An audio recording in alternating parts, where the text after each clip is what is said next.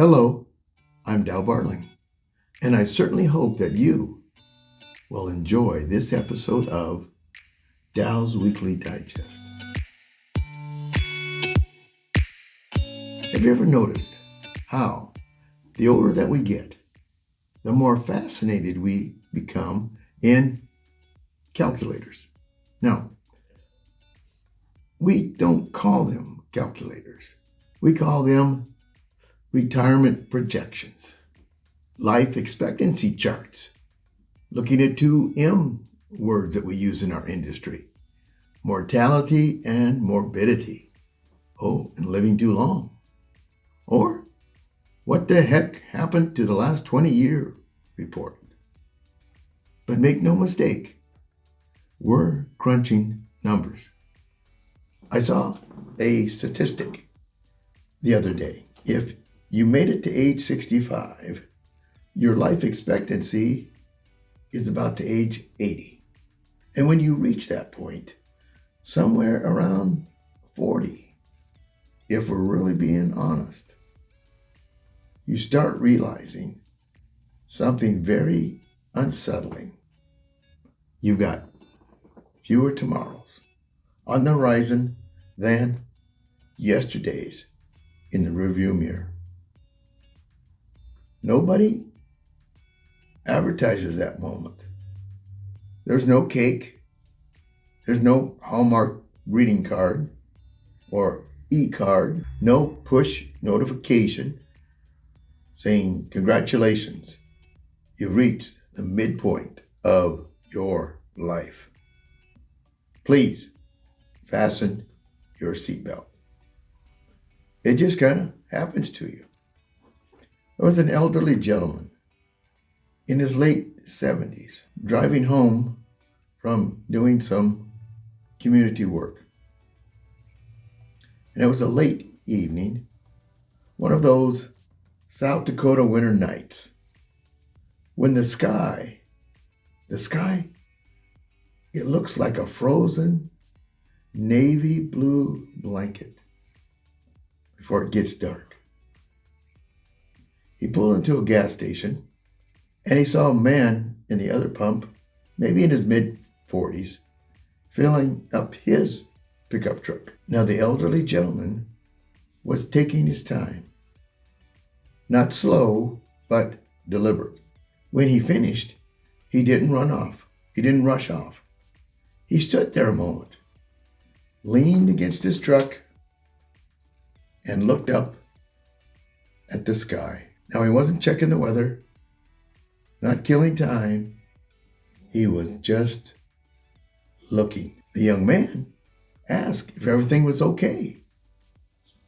The elderly gentleman just smiled and said, "Son, I'm just appreciating a sky I didn't think I'd get to see that many times."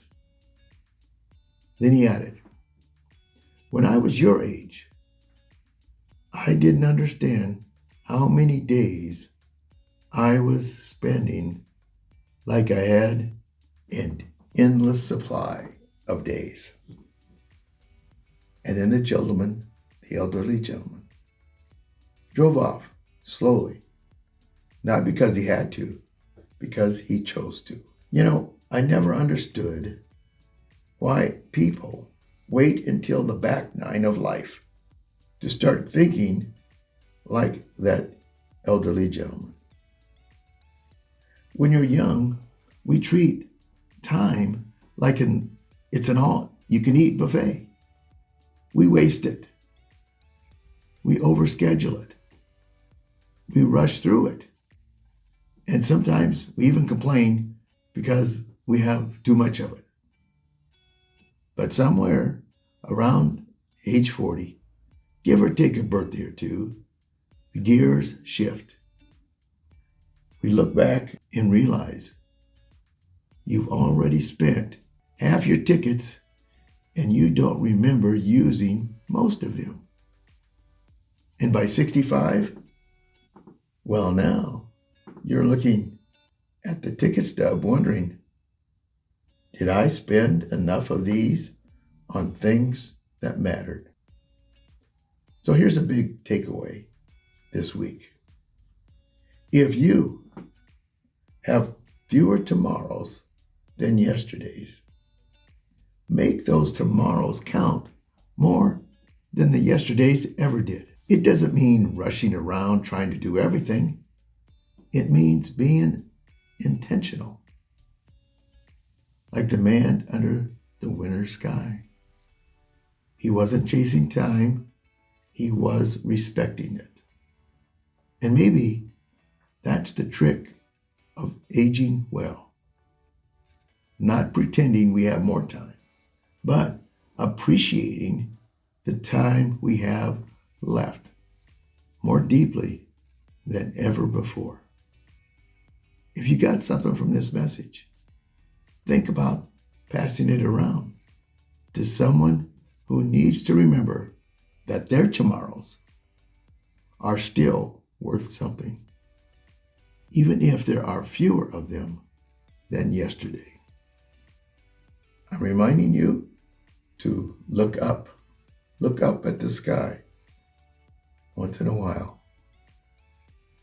It just might teach you something.